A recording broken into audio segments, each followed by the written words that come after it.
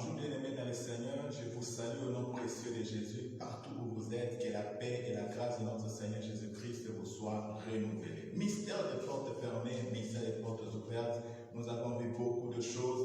Aujourd'hui nous allons continuer bien-aimés dans le Seigneur. On va nous lire Actes chapitre 2, verset 37.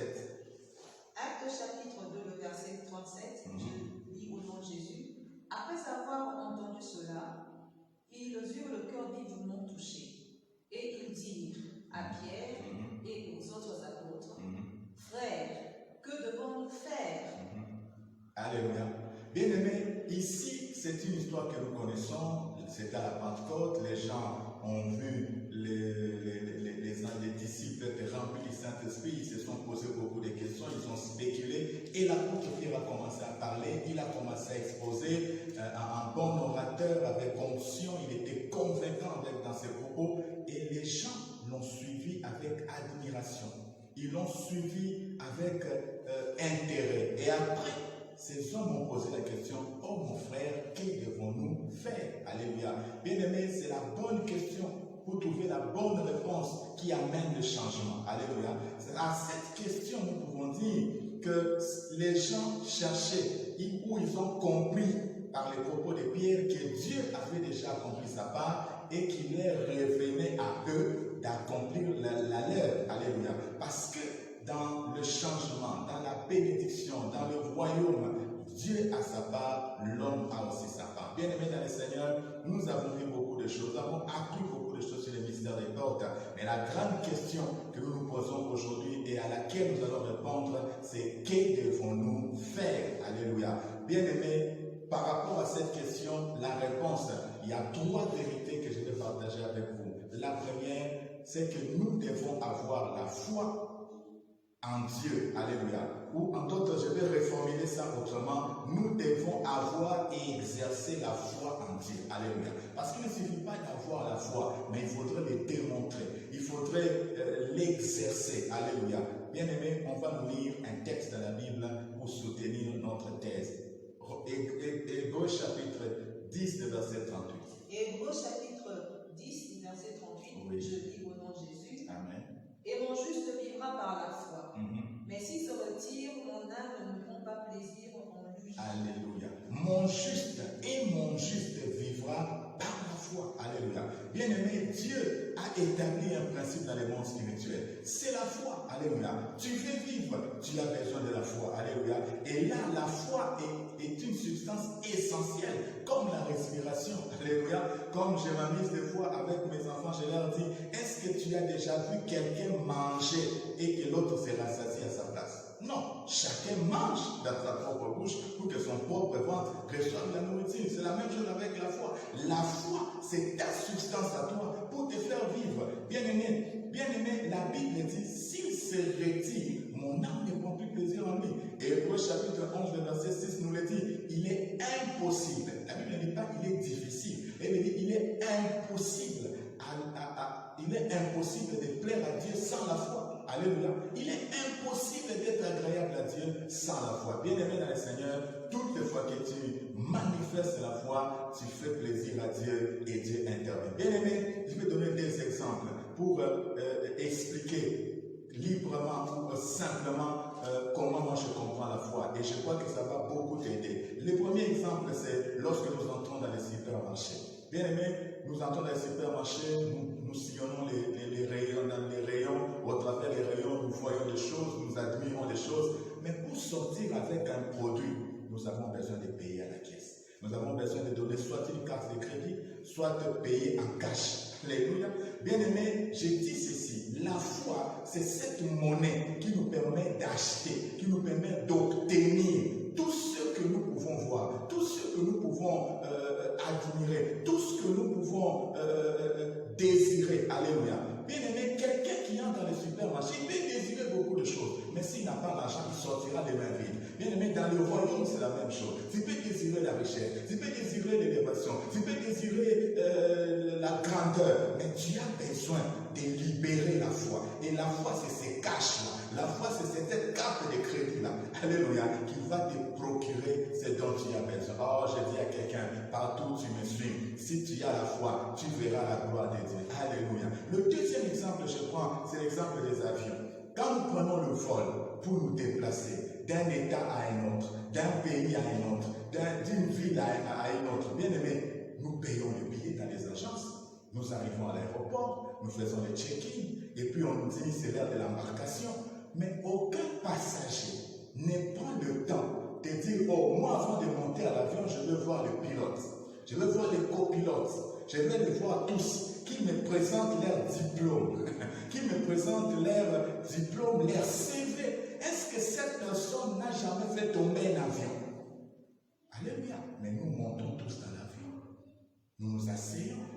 Notre destinée, celle de nos enfants, même les destinées des pays, des nations, sont remis entre les mains de quelqu'un qui ne vous a jamais présenté son CV, qui ne vous a jamais présenté son titre académique. Alléluia. Nous faisons confiance qui va nous amener d'un pays à un autre. Oh bien-aimé, je dis à quelqu'un, Dieu, quand il parle, il nous dit qu'il va nous bénir. Il nous dit que les portes seront réellement brisées. Il a dit, je briserai les verrous de fer. Je romprai les portes de bronze. Je détournerai les trésors cachés. Les richesses enfouies. Bien aimé, tu as besoin de lui faire confiance. Parce que Dieu, son CV est visible. Il a créé les cieux et la terre. Il a créé le soleil, la lune et les étoiles. Il a créé les montagnes que tu vois. Il a créé les eaux, les puissantes eaux que tu vois. Alléluia.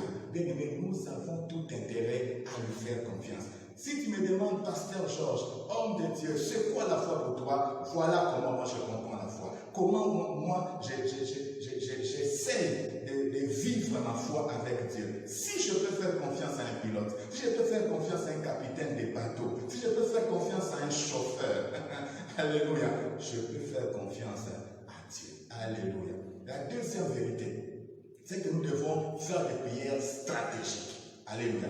Nous avons besoin de faire des prières stratégiques. Parce que la foi est essentielle, mais la prière aussi est essentielle. Parce que la prière vient pour renforcer ta foi. C'est la prière vient. Quand tu as la foi, tu dois prier. Alléluia. La prière est très importante. Alléluia. On va nous lire la parole de Dieu dans Jacques chapitre 5, le verset 17 et suivant. 17 Jacques chapitre 5, le verset 17, je lis au nom de Jésus. Alléluia. Élie était un homme de même nature que nous. Il pria avec instance pour qu'il pleuve pas. Et il ne tomba pas de pluie sous la terre pendant 3 ans et demi. My God.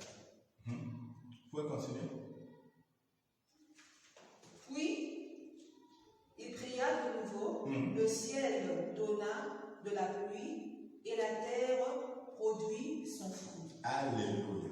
Bien aimé, il y a plusieurs exemples. Qu'est-ce que le pasteur Georges veut dire par prière stratégique?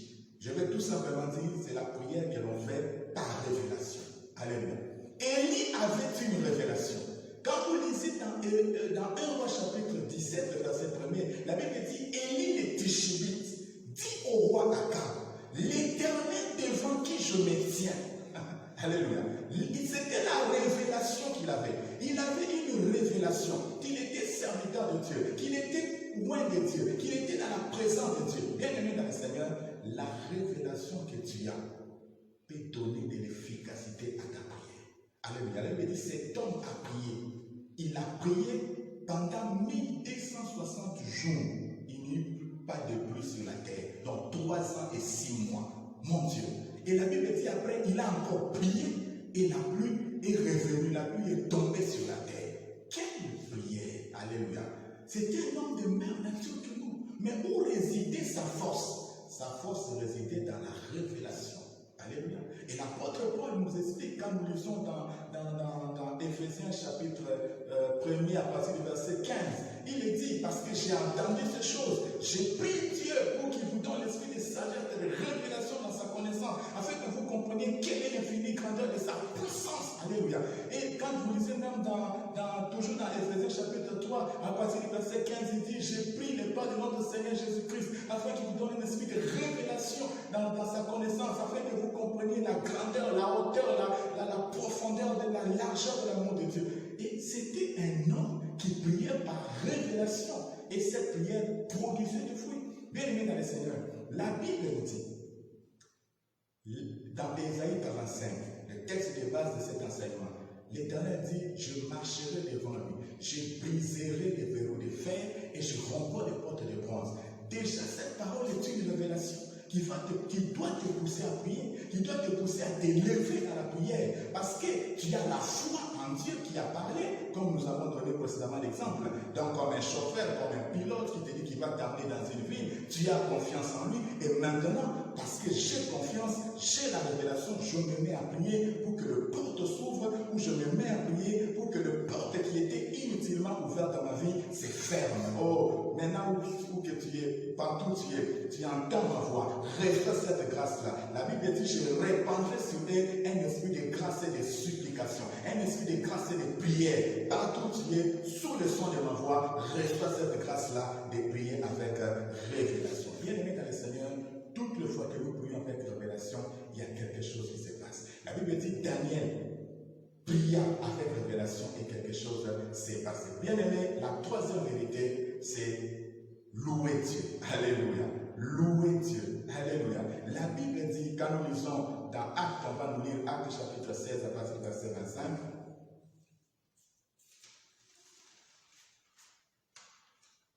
Actes, chapitre 16, le verset 25. Oui. Je lis au nom de Jésus. Vers le milieu de la nuit, Paul et Silas priaient et chantaient les louanges de Dieu, et les prisonniers les écoutaient.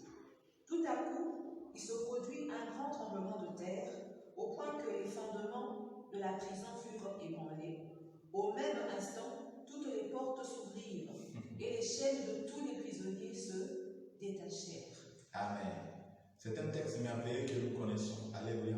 Mais là, il y a une chose que j'aimerais ressortir ici, c'est la puissance de la louange. Ces hommes étaient arrêtés, ces hommes étaient incarcérés, ces hommes étaient limités. Alléluia. Les portes étaient fermées, mais ils se sont mis à louer Dieu. Ils se sont mis à louer Dieu. Parce que la Bible dit même qu'ils ont prié. Donc ils avaient la foi en Dieu, ils ont prié et ils ont commencé à chanter les louanges de Dieu. Ils ont commencé à chanter les hauts faits de Dieu. Ils ont commencé à proclamer la grandeur de Dieu. Bien aimé, la Bible dit qu'il y a eu un grand tremblement. Alléluia. Oh, ce grand tremblement se passe dans ta vie maintenant pour bouger les choses. Alléluia. Et la Bible dit au même moment, toutes les portes, alléluia, sans exception, s'ouvrirent. Alléluia. Toutes les portes se sont ouvertes. Bien aimé, la louange est un instrument puissant pour la délivrance. Nous pouvons, il y a beaucoup d'exemples dans la Bible. Quand nous voyons la chute de muraille de Jéricho, c'était la louange. Quand nous voyons la victoire que Josaphat a eue, c'était la louange. La louange est un instrument puissant, alléluia, entre les mains des chrétiens. Nous devons l'utiliser. Nous devons savoir l'utiliser à bon escient pour provoquer des miracles. Et lorsqu'ils ont loué Dieu, les portes se sont ouvertes. Bien aimés dans le Seigneur, il y a quelque chose qui est sur le point d'arriver. La parole de Dieu ne sort pas en vain. Cet enseignement est venu pour apporter quelque chose de nouveau dans ta vie. Partout où tu me suis, partout où tu te trouves, bien aimé, applique-toi à ces choses. La Bible dit, applique-toi à ces choses afin que tes progrès soient évidents devant tous. Que Dieu vous bénisse, que Dieu vous bénisse. Amen.